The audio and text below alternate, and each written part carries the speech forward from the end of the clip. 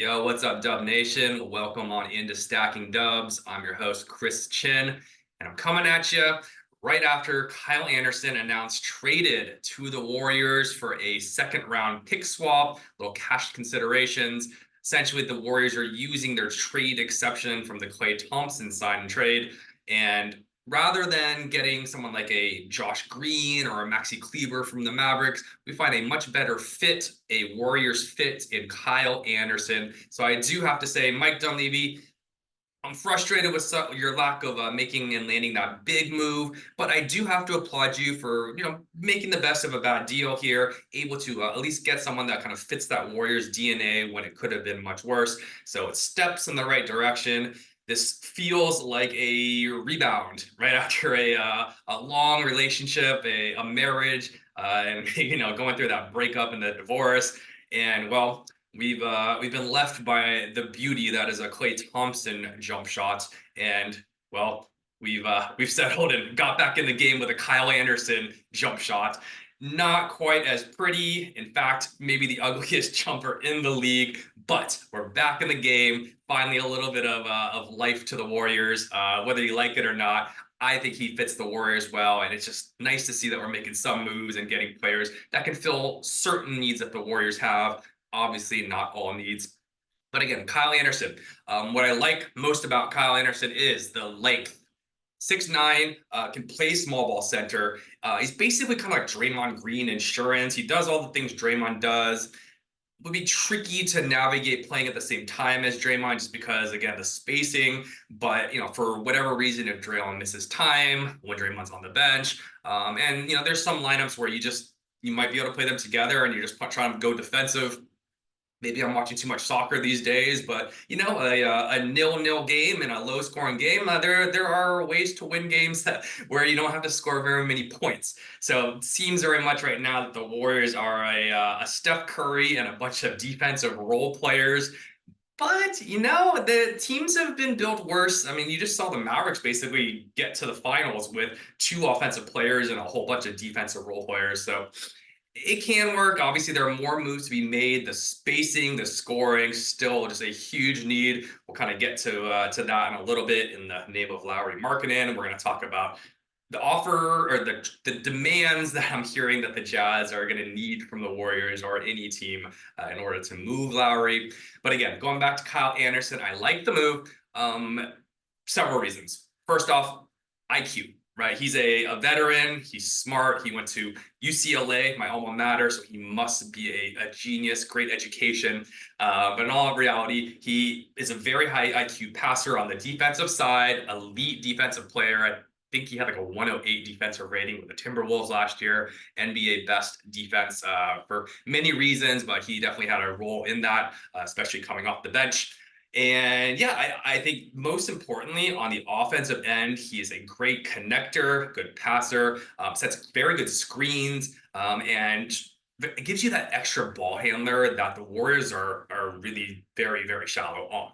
Other than Steph Curry, and again, we know we want Steph Curry off the ball as much as possible as a shooter.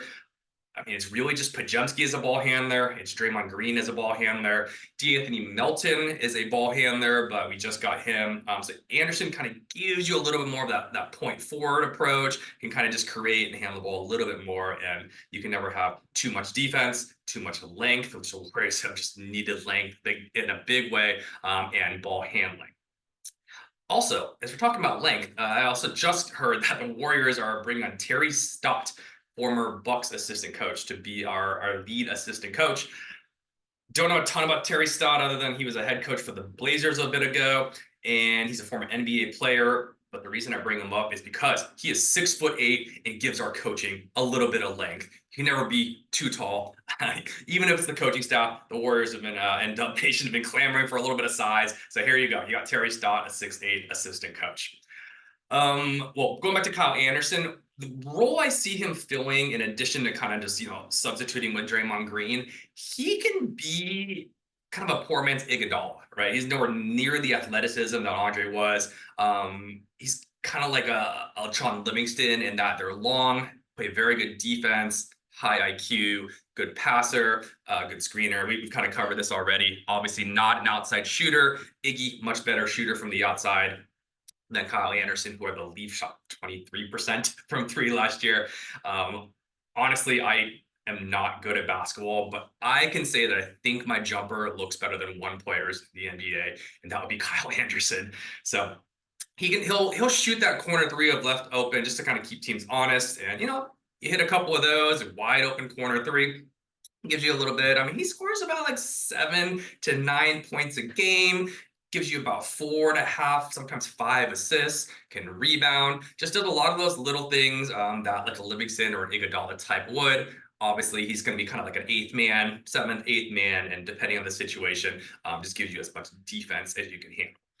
That being said, so now with the additions of Melton, additions of Kyle Anderson, the defense is loaded. And really, you think who's the odd man out? I mean, I hate to say it, but Gary Payton II, you're probably still the best defender out of all of those guys I just mentioned, but you're on offense. It's just not good enough, man. It's you can shoot the corner three better than Kyle Anderson. You are a lob threat, but just the lack of being able to be a ball handler, not really a connector.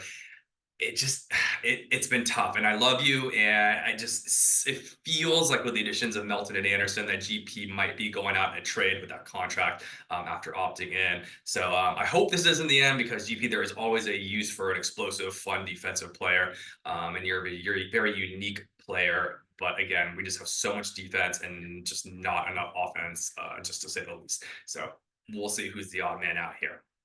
The other things that come to mind with this Anderson signing is you're adding a ton of wing front court depth. Now we've got Moody, Wiggins, Kuminga, Kyle Anderson.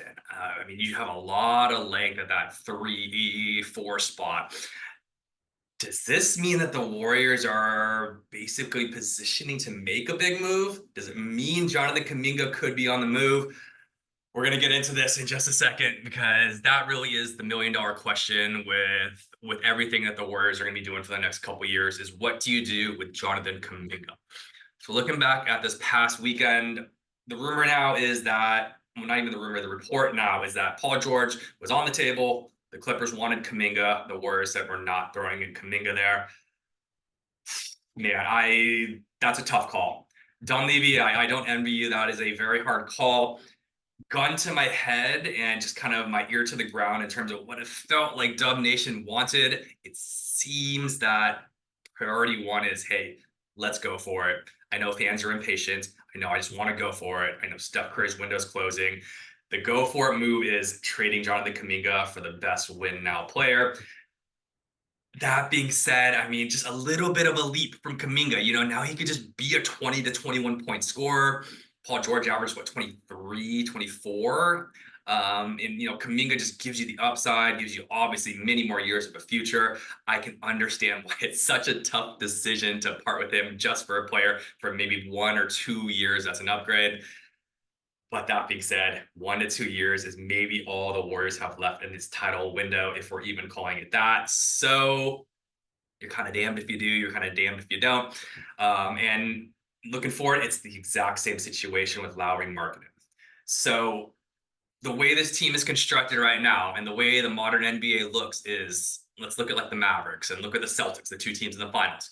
You need 2 scorers, 2 alpha, and maybe a beta scorer, and then you need a whole bunch of role players, versatile defenders, guys that can space the floor, protect the rim.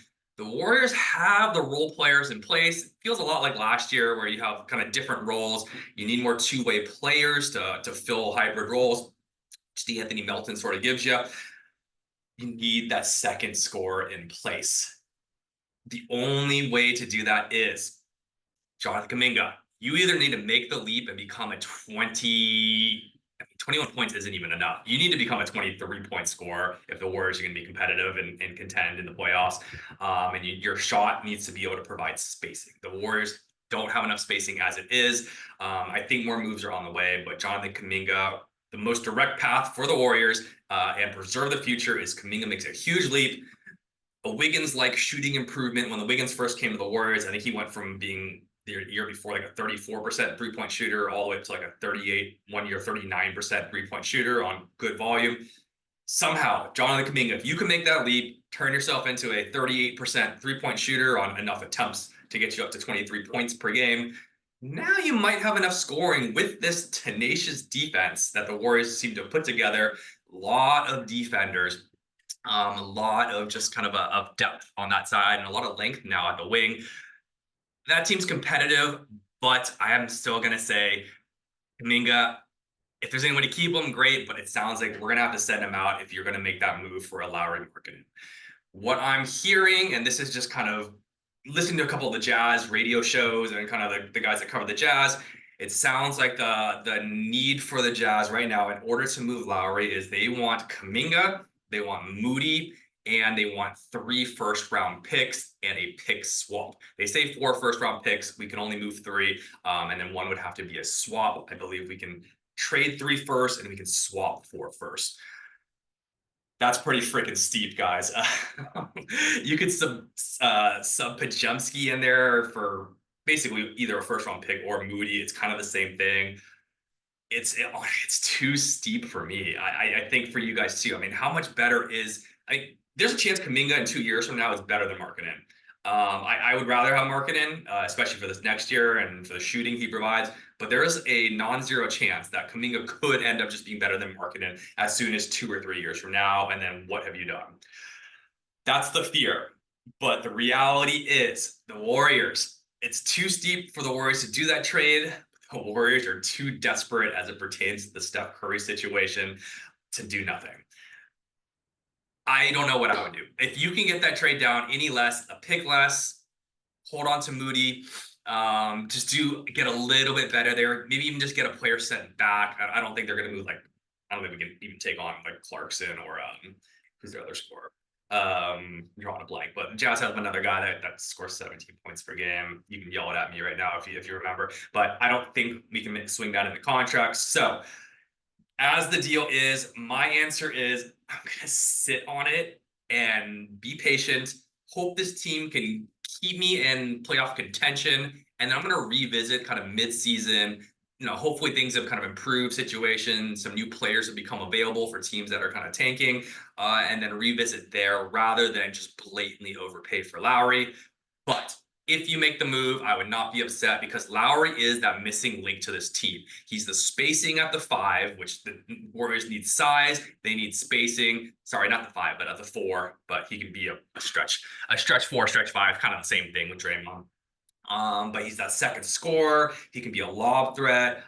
Defense, he doesn't give you a ton of blocks, but he can alter shots at the rim with his length, and he can stay in front of some of the perimeter players in the league. He can move those feet. So you pair Steph, you got Markkanen. I'm assuming Kuminga has to go out. If there's any way to keep Kuminga, you just make it happen. All the picks and Podziemski, Moody, send them. But that being said, it's Wiggins, it's Melton, and it's Draymond Green. And then you got a lot of depth. You got Kyle Anderson. Hopefully you still have Podziemski. That's a competitive team. I don't know if it's a contending team, but again, you're still maybe a move or 2 away. And now you're right there, and you can kind of see how things work. Markkanen's the type of player that will make Steph Curry better because of the spacing. Steph Curry is the type of player that makes everyone better. Markkanen could be a 27-point scorer with the Warriors. I doubt it. And I'm skeptical of it, but you just never know. You see some guys change the scenery, come to a very established, great culture like the Warriors. What was a great culture? I don't know anymore.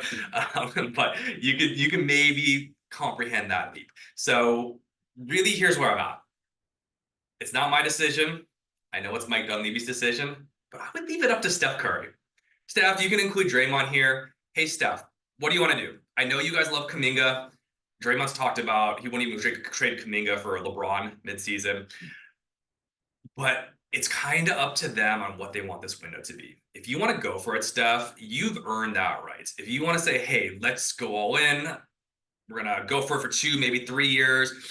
Go after that, you're done. We still have Markkanen, if you assuming you max him out, and you can kind of still build around that, but you're just a middling to a low team, and you're rebuilding.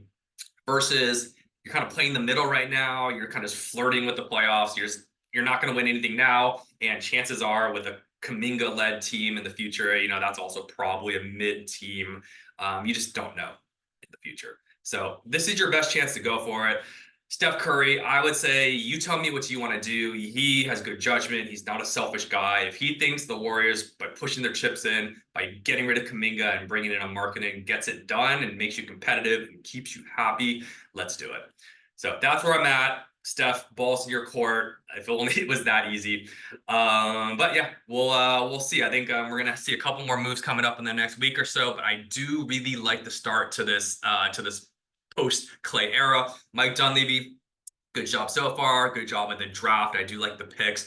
Now, let's get the big move done, Dunleavy. Let's see if you can get Hammer at home without overpaying. And let's see if we can get this next year and this offseason a little bit optimistic on our hopefully our second phase of our golden age. All right, guys, I'll be back with you a little later this week, hopefully to break some big news that a big fish has come to the Warriors. Until then, I'm Chris Chinn. Please don't forget to like and subscribe. Peace, love, and stacking dubs.